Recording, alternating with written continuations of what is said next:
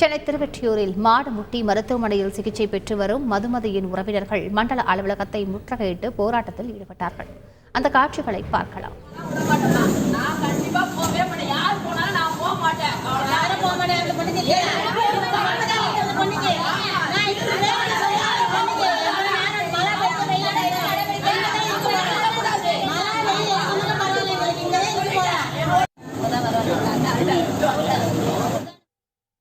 கூடுதல் விவரங்களை செய்தியாளர் நிர்மலிடம் கேட்கலாம். நிர்மல், வணக்கம். நிர்மல் அவர்கள் இது தொடர்பாக என்ன கோரிக்கைகளை முன்வைக்கிறார்கள்? நிர்மல், வணக்கம். சென்னை திருவெற்றூர் பகுதியில் நேற்று முன்தினம் மதுமதி என்ற பெண்ணை மாடு முட்டி தூக்கி சுழற்றி வீசிய சம்பவம் தொடர்பான சிசிடிவி காட்சிகள் வெளியாகி பரபரப்பை ஏற்படுத்தியிருந்த நிலையில் அவரது உறவினர்கள் திருவெற்றூர் மாநகராட்சி மண்டல அலுவலகத்தை முற்றுகையிட்டதால் பரபரப்பு ஏற்பட்டுள்ளது.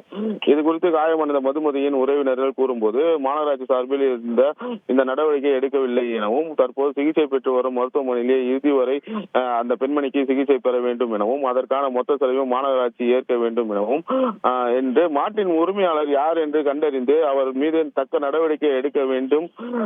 அதே போல் இது போன்ற மாடுகளை பொதுவெளியில் விடுபவர்கள் மீது நடவடிக்கை எடுக்க வேண்டும் என கூறி முற்றுகையில் ஈடுபட்டு வந்தனர்.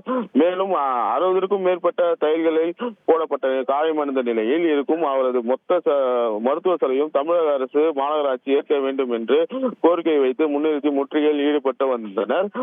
இதனை அறிந்த மண்டல குழு தலைவர் தனியரசு அவர்கள் சார்பாக மருத்துவ செலவிற்கான முழுவதும் அரசு சார்பாக மாநகராட்சி சார்பாக தாங்கள் ஏற்றுக்கொள்வதாக கூறிய நிலையில் தற்போது கலைந்து சென்றனர்.